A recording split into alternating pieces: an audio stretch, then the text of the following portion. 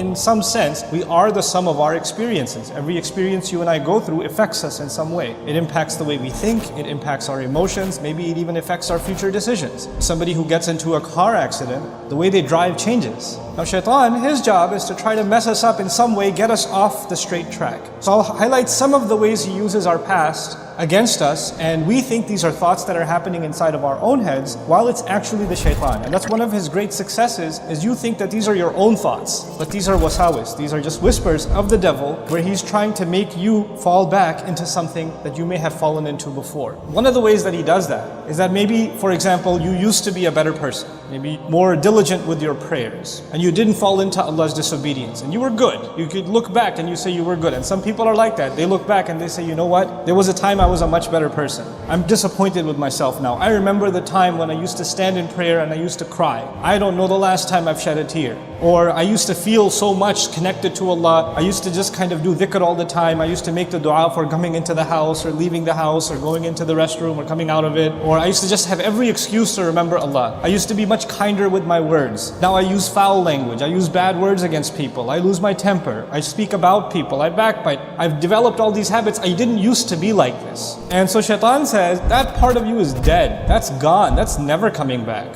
Listen, that's over with. This is who you are now. And he'll make you almost give up on yourself. While the reality is, if Allah made you capable of living a certain way and living by a certain standard, and you upheld it, you were able to do it, then that actually means that you will forever be capable. That's actually proof to yourself. And so Shaitan wants to convince you that you no longer have that capability because of whatever experiences you've gone through or I've gone through. Now we will never go back to who we were again. At least in our spiritual sense, we can't go back. Now understand something. Emotionally, maybe you can't go back. Emotionally, when somebody's scarred, maybe they're changed forever, and that's okay. That's life. You know, the loss of a child is not something easy to get over, for example. So there are kinds of trauma or kinds of experiences that maybe our entire lives will be chipping away at trying to heal, and we may never get there. But Shaitan uses that to mess you up, not emotionally, but spiritually. To mess with your connection with Allah, and to basically get you to say, well, you know what? You've gone through these experiences, so what's the point of prayer? And so that's one kind of attack the Shaitan uses against you and me, to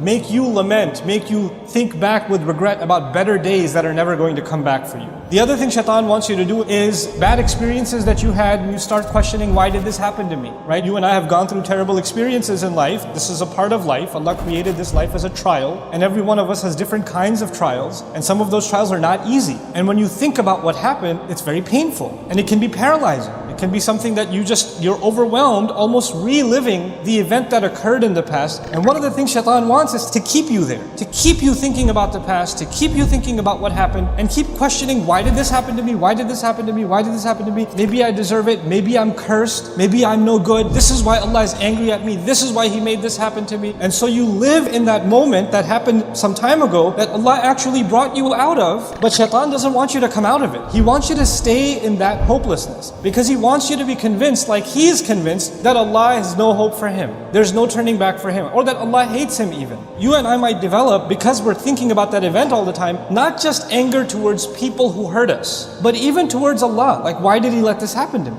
And so when you think about the kinds of experiences that prophets went through, ﷺ, you'll appreciate something. The prophets Allah talks about in the Quran are, in so many cases, people that had such difficult lives. Even before they became prophets, they had extremely, extremely difficult lives. Think about the life of our own messenger, ﷺ, whose parents die in childhood, right? Who goes through one care to another care to another care, and every time he has somebody that is basically taking care of him, they pass away, and he's passed on to someone else, and he's passed on to someone else. How difficult is that for a child? How difficult is it for a parent to lose their child? Our messenger experienced losing children, sallallahu alaihi wasallam. Why did I deserve that should happen to me? Or why did my child deserve to die like this? And every time you see somebody else's child healthy and running around, it reminds you of the child that you don't have anymore. So these are the kinds of pains Allah put even prophets through, alayhi wasallam. The reason I'm saying that is for you and me to know that these pains that we experience in life are not a proof that Allah has cursed you, or Allah is angry at you, or you're going through bad experiences because Allah is mad at you and Allah is punishing you for something. That's not the case. Some of the best people that ever lived had very difficult lives. This life was made with trials, with difficulties that we have to learn to navigate. Shaitan Shaytan wants us to believe everything that happens to us, somehow figure out a way to blame Allah for it.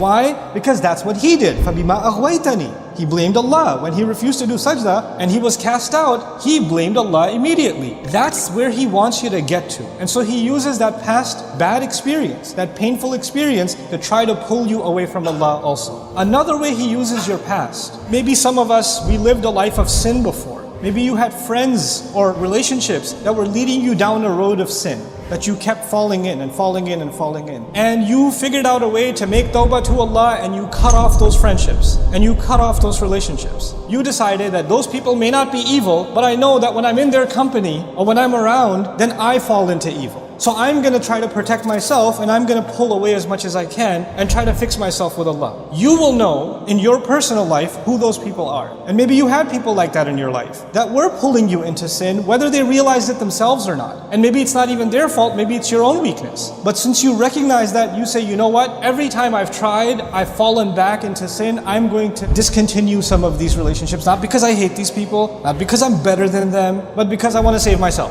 I want to pull myself away. And when you pull yourself away, Shaytan will come and say, hey, don't you miss the old friendship? You don't miss those guys? He wants you to pull back, go back, go back, go back. The same way some people left sin, literally sin. They left drinking, they left drugs, they left adultery, they left fornication, they left evil deeds. They walked away from them. They changed. But sometimes the devil comes and triggers you and says, hey, you're going through a hard time, just one time. Just go back. Not forever. But come on, you had a hard week. It's been a tough month. You've gone through a lot. Just go back just a little bit. And you know what that used to be like. There's a saying in Arabic, kullu mamnu' matlub. Everything forbidden is desirable, right? So even though after faith, you develop a regret and an embarrassment over the sins you and I may have committed. And we develop almost a hatred for repeating those sins again. At the end of the day, we're also human beings. And human beings have temptations and desires. And that's one of the things that Shaytan wants to manipulate. So he'll try to pull you back and try to get you to say, hey, come on. You know how it used to be, right? It was so much better for you. You felt so much easier. And why deny yourself? Who's gonna find out? Just go back. So he wants to pull you back into a way of sin.